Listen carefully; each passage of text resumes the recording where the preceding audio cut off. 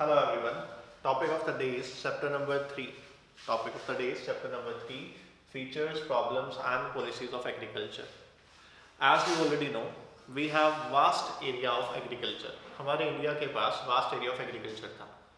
But that land remains unutilized. As we have already discussed in the starting chapters, first chapter में हमने अच्छे से पढ़ा है कि इंडिया के पास vast area of agriculture था, but still वो unutilized रहता था.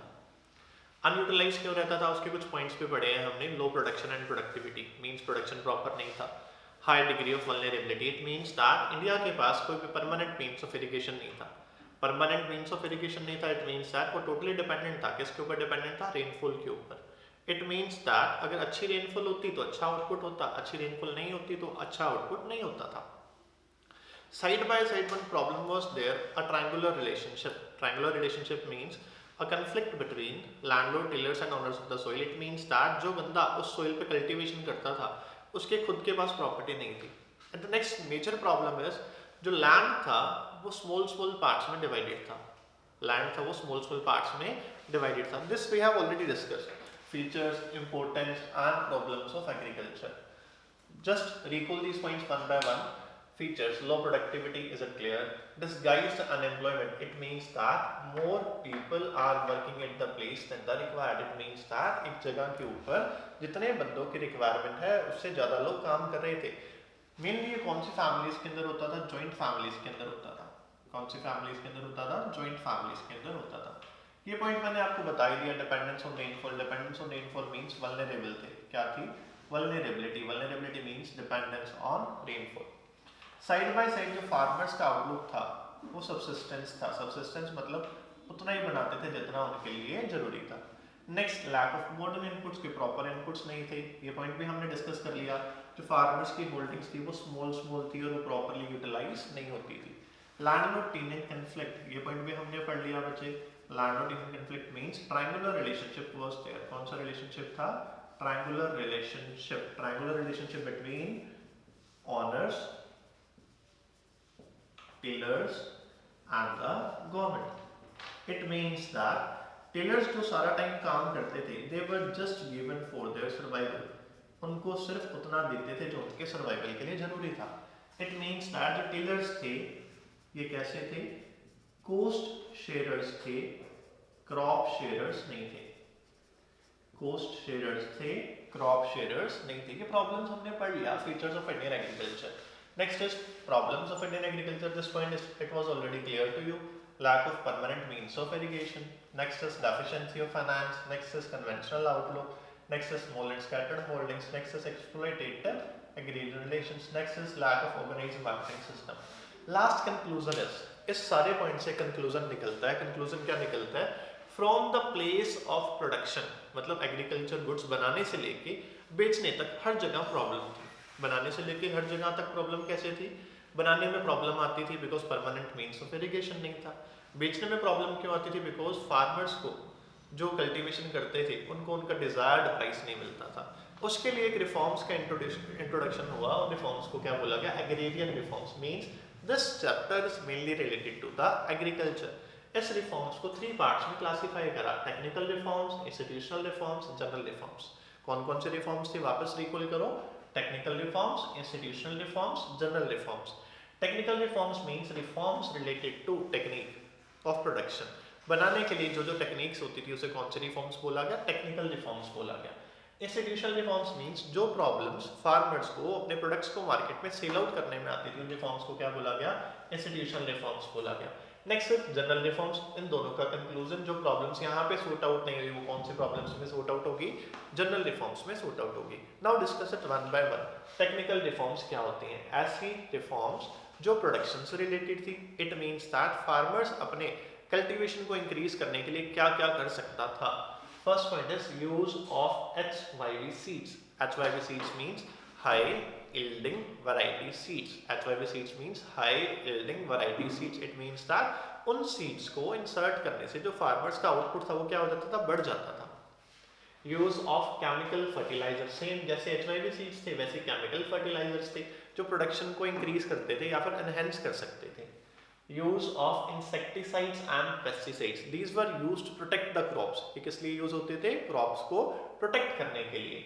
Scientific farm management practices, crop rotation should be followed. Scientific farm management means crop rotation का क्राइटेरिया होता था 6 months तक कुछ फसल, 6 months के बाद कुछ फसल.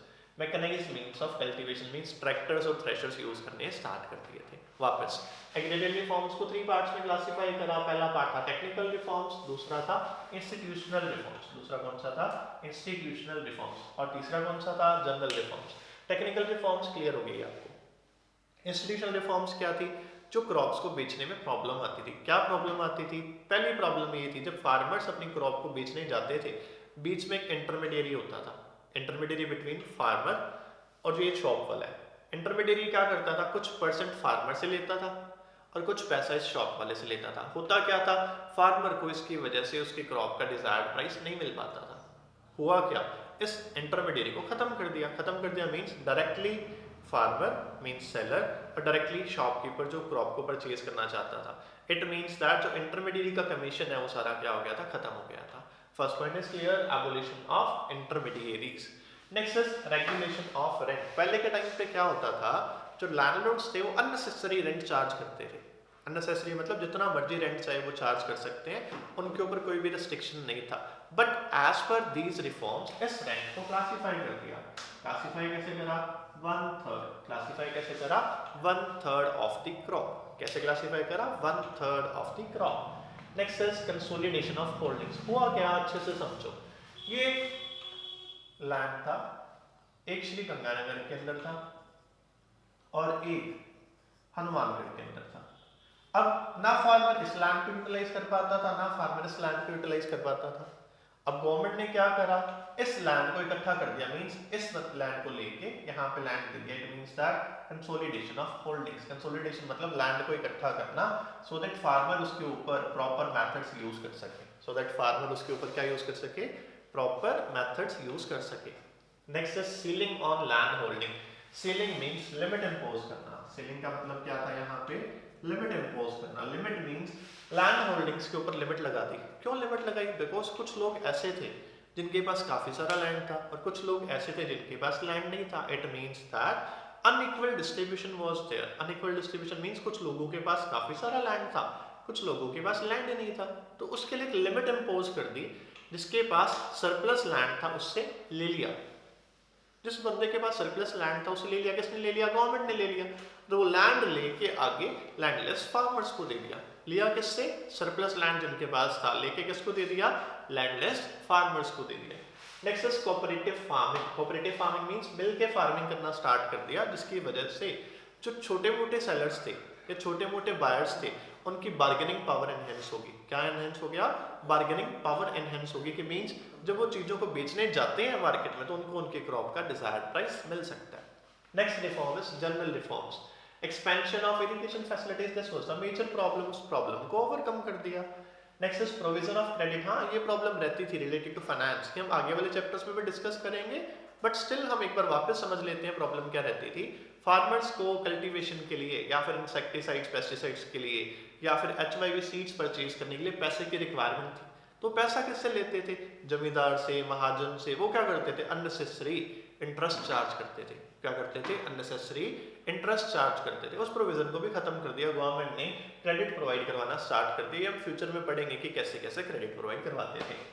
Regulated markets. Regulated markets means markets बना दी. जैसे एग्जांपल धान मंडी बना दी.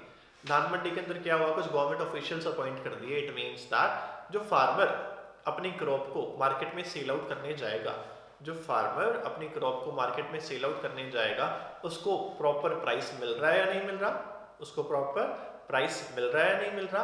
और नेक्स्ट थिंग, उस फार्मर को वेट्स मेजर्स एक्ट्स फॉलो कर रहे हैं. मींस फार्मर के साथ कोई भी चिटिंग नहीं हो रही. Last is price support policy. हमने ऑलरेडी पढ़ा हुआ है. इस पॉलिसी को क्या बोला जाता है? MSP policy. कौन सी पॉलिसी है? MSP policy, minimum support price. What does it means minimum support price? पहली बात तो आपने 11th में पढ़ा हुआ है, बट फिर भी पढ़ लेते हैं, समझ लेते हैं. होता क्या है? एक बेस प्राइस मिल जाता है. क्या मिल जाता है? बेस प्राइस मिल जाता है फार्मर्स को अपनी क्रॉप्स को बेचने का मार्केट में. Is it clear? आज का chapter number 3, features, problems and policies of agriculture, ये सारा आपके सामने क्लियर है.